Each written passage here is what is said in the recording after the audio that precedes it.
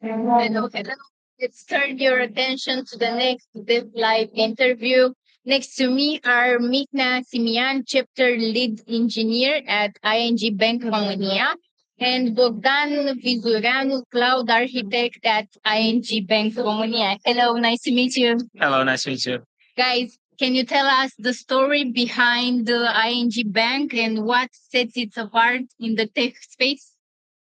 It's a huge history around ING Bank Romania. So last year we celebrated the 30th year in which ING is present in Romania. So a lot of years Congratulations. in this space.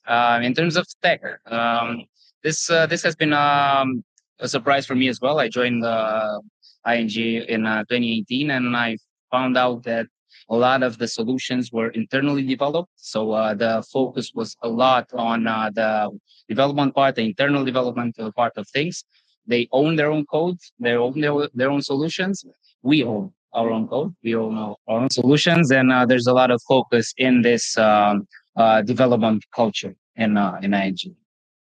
Okay. What I'd like to add is it's centered a lot around people, a lot around the engineering culture. So what matters a lot for us is not only innovating in such an industry as traditional banks, because it is a traditional bank, but with a lot of focus on technology and on using it safely and empowering engineers to be at their best. Okay, thank you so much. Bogdan, Mihnea, how has your journey evolved since joining ING Bank? Would you like to start? Sure. Go.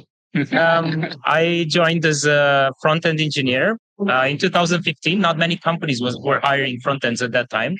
So it was quite early, at least for Bucharest, in the field. And it evolved a lot because I transitioned to a chapter lead role, which also means being a tech lead, but also managing people. Mm-hmm. And ING helped me a lot because you need to shift your mindset from like what you can do as an engineer to empowering others and scaling your work and making people grow. Because at least for me, that's what's important, not just delivering a great, but understanding that great products that enrich the lives of people come from great teams, and great teams make good people, not the other way around. Yes. Yeah. So to sum it up, I'm happy I found a place in IG where I could grow and figure out what was best for my career. Done? So also I joined the ING in a period when the development department was growing fastly. I joined as a chapter lead for a development team. And after about a year, we identified that there's a lot of need. There's a lot of need of focus and in the DevOps area of things. And I transitioned to a chapter lead in the DevOps specialization. After about 5 years and doing that and coordinating teams and helping automating all the infrastructure and the deployments and the life cycle of applications, I'm now a cloud architect. I'm helping teams go to the next level of development and trying to have their solutions cloud ready and shift the mindset from traditional infrastructure to more scalable and flexible one. And it comes with shifting that mindset. So the journey was mostly adaptive. So I kind of had the opportunity to give my skill set to the places where they were most needed, and it was really awesome in a culture to be able to do that. You know, it's really amazing. Yes, it's amazing. And now, what career advice do you wish someone had given you earlier? Hmm. You can hit that. Should I go first? Yeah. I think our education system teaches you a lot to be the best in your field and like really study and do your homeworks and be what they say the best version of yourself.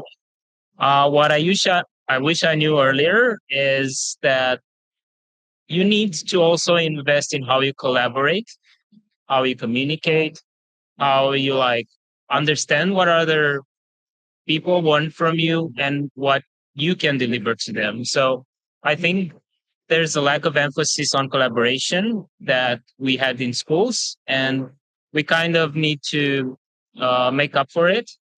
So I wish I was able to talk to people that were ahead in the road, in the career, and guide me that, Mihnea, it's not always about being the best developer.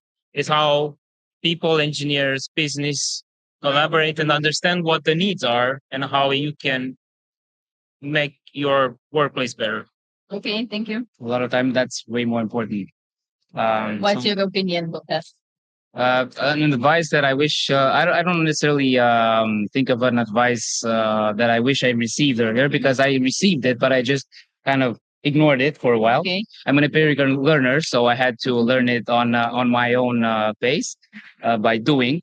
So we tend to neglect a lot of our we focus on the mind as developers, as technical people, but we neglect the body. So there's a saying that developers are those people that turn coffee into code. It's partially true. At the same time, don't fall into that trap. Don't you need to take care of your body as well. You need to focus on a sleep schedule. There's if you do know that you're maybe functioning decently on 5 hours of sleep a night, imagine how will you perform on a 8 hour and healthy flow. Because again, the body and mind are pretty well connected, and you need to take care of both, not just one of them. Okay. Yeah. So this is something I wish I would have listened to earlier and not fall into the trap of overexerting myself and maybe in a way other people maybe. Okay, thank you. What are some underrated skills that tech professionals should develop today?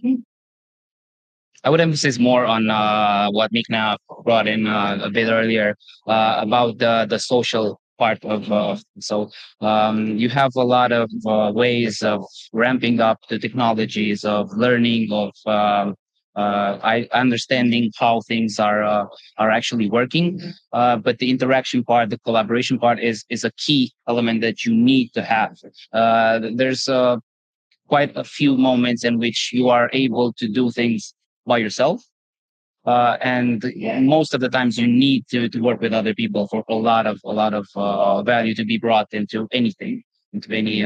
So this is one of the skill set that you cannot neglect, especially now, especially when the tech part of things, maybe syntax or whatnot, can be easily validated through maybe agents, co-pilots, and whatnot. You need to be able to understand and be able to communicate with non-technical people with technical people and do that most of all.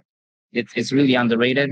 A lot of engineers and new young engineers think that they should focus on the technical part, but that's not the only part that you have to focus on. Okay, thank you. Mihnea, do you have something to I add? just, I wanted to add that people are different. People in my team are different, and there's not any skill that I would want all of them to develop because maybe it's not a good match for some of them. Mhm. But I think something that it's underrated and we should all do is have a concern on your future and how you want to develop. Like take your time to think what best suits you and what is your best skill set that you want to develop. Okay, cool. And talking about opportunities for professional growth, what does ING Bank Romania offer? I mentioned a bit about my journey. I think it's kind of relevant in this area.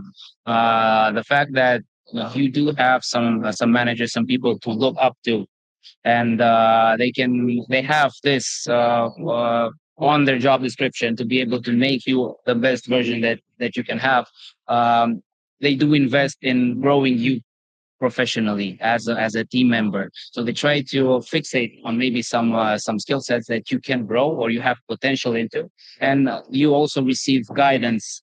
We don't cling to people. This is my guy. I need to keep him in this team. If he does have potential or she does have potential to do something else, you are encouraged to actually do other activities that you might thrive in, and you're pushed, and you actually maybe sometimes I don't know, it's a push. Maybe it's a good word to be said. You're pushed in the direction you are fit to go to, and it's quite nice to have this culture to work in. Thank you. Yeah. Thank you so much, Mihnea, Bogdan. It was a pleasure and enjoy DevTalks, the largest tech conference in CEE. Thank you. We will. Very much. There's a lot to see here. Yes. Thank you. Thank Bye, you. Dev people.